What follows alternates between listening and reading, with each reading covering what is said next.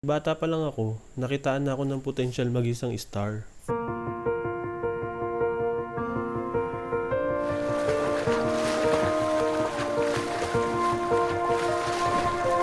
Kaya simula nun, nagsikap ako, talagang naghanap ako ng paraan kung paano maging isang star.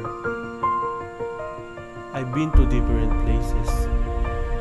People would say, "Uy, a star is born."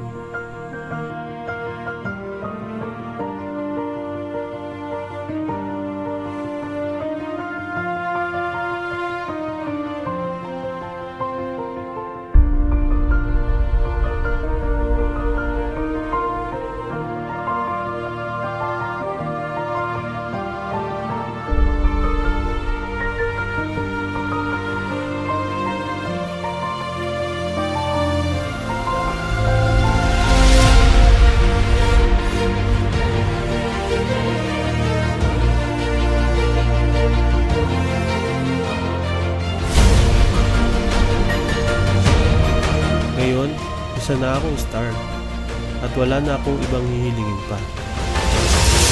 I'm very confident na never natupad na yung wish ko.